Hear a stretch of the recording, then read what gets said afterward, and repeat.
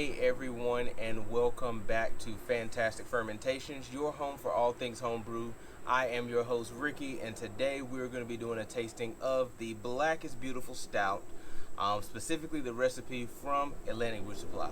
So hang tight, we're going to see how this turned out.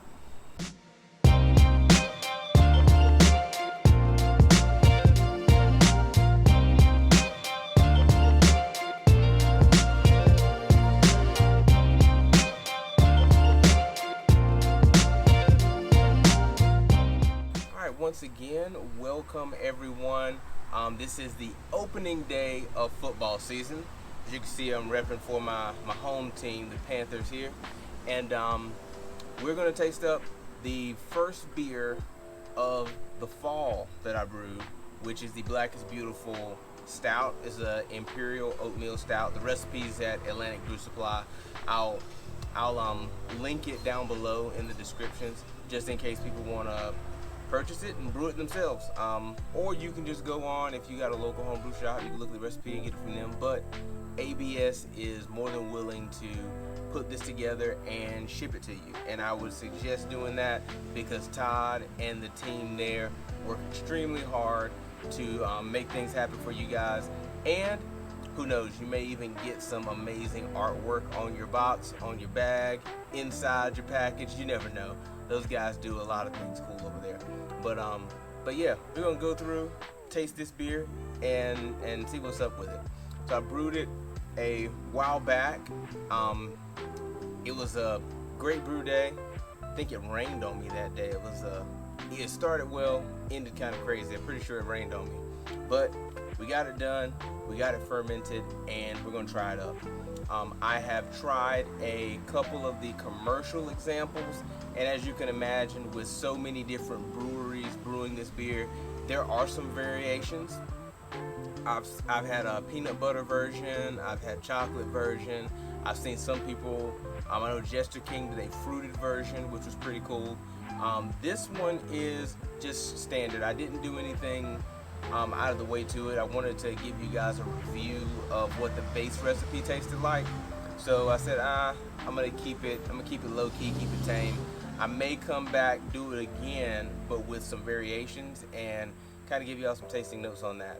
But currently, we're gonna taste it, take a look at it, and see how it measures up. So to start with, looking at it, it is a it's really dark beer. So it's almost black once you get it in the glass. If you get it on the edges, you can get some red, kind of garnet colors on the edges, but mostly it's a very dark black beer. The head on it, which has subsided a bit, is a tannish head. So it's not white, but it's more of a light brown. And when you first pour it off the keg, it's very creamy. It's almost reminiscent of whipped cream when it's sitting on top of the drink.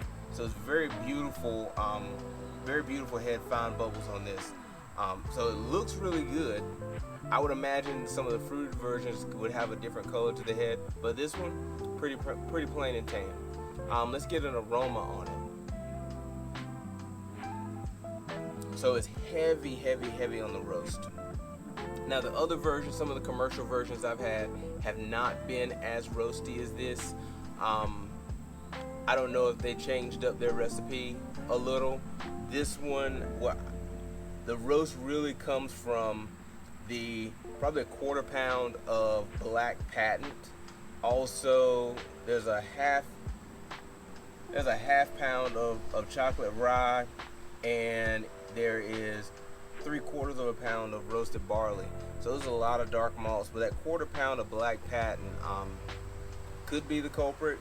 If you wanted to potentially make this less roasty, you can even sub out the black patent and maybe add in something like Carafa 3. Carafa 3 is a dehusked malt, so with black patent having the husk on it, that husk holds a lot of those smoky, heavy roast char flavors, and it'll impart it into the beer.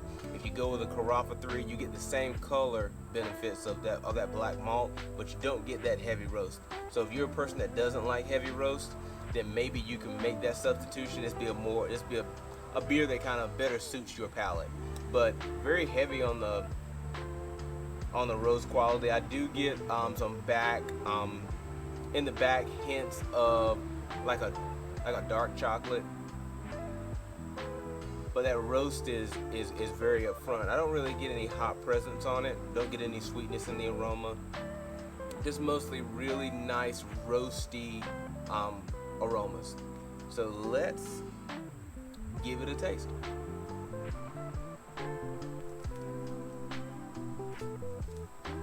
So yeah, roast is still present. Roast is up front. I'm a fan of it. I love a good roasty beer in the fall, and this one's there. The mouthfeel on it is pretty good. With the flaked oats that are in this recipe, they add a silkiness to the mouthfeel. A lot of people don't really know that when it comes to like oatmeal stouts or beers with oats in it. But it's not a flavor, but it's more of a mouthfeel, just a smoothness to the beer when it's in your mouth, and I really get that from this. So it does help aid in kind of balancing that mouthfeel. Does balance out some of the heavy roasted flavors, but it's a really good beer. This beer for me, I didn't finish too high. The gravity didn't finish too high. It was about a 10, I think it was about 10-14, 10-13 finishing gravity, which ended up giving me about a 8% beer, or a 9% beer, which is a little bit less than a lot of the commercial examples. Most of the commercial examples I see are 10 to 11% ABV. This one's a little bit lighter, but I can't necessarily tell it with the flavors, but really good. I really enjoy it.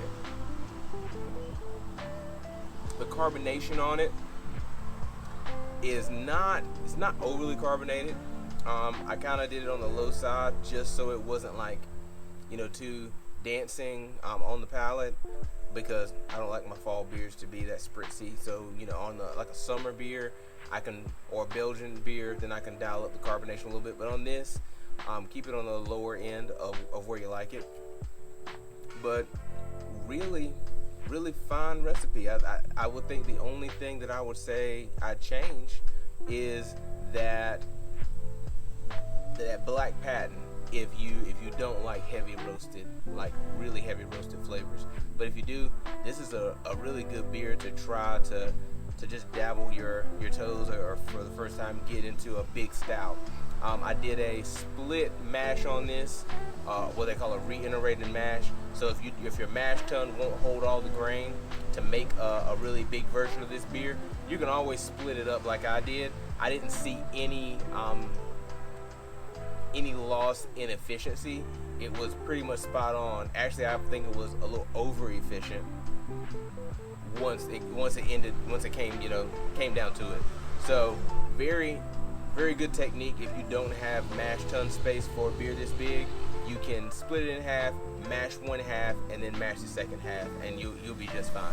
But overall, very fine beer.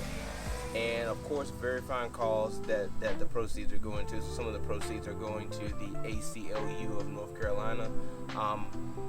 And if you get this, if you're in another state and you're going to your local home brew shop, I'm pretty sure they're giving some of their proceeds to local community organizations that are about change when it comes to racial justice, social justice, and racial justice. So yeah, go out there, give this beer a try. Check out the link below. It gives you some more information on kind of why they came up with this recipe and what a lot of people are doing with it. So yeah, I'm digging it. Another suggestion too, the ABS recipe does have a pound of sugar in it. I'm not a fan of necessarily doing the pound of sugar. I think they have it in there as optional. It does help you raise the ABV without increasing your mash bill, but to me sometimes it dries the beer out. So instead of having that little bit of sweetness on the back end, which I do like in a stout, it'll it'll sometimes dry it out. I feel like if I use the sugar, it may have ended closer to 10-12, and that's a little bit drier than I like my imperial stouts or my heavy stouts. So just keep that in mind. If you're gonna take that route and go with the sugar, it's gonna make it a little drier. If you don't like that, add some more base malt to your recipe, and it should give you those maltose sugars back. But yeah, drop in the comments and let me know if you tried this and how yours turned out, maybe different variants that you did. And as always, if you enjoy the things that we do on this channel, please like and subscribe. And a cool thing, we've reached more than 500 subscribers. So I was gonna do a giveaway once we reach 500. So we are definitely above 500 now. So make sure you subscribe, hit that bell notification, because the next episode after this one is going to be talking about what the giveaway is going to be and how you can qualify for the giveaway. And hey, everybody wants to be a part of that. So until next time, keep mashing.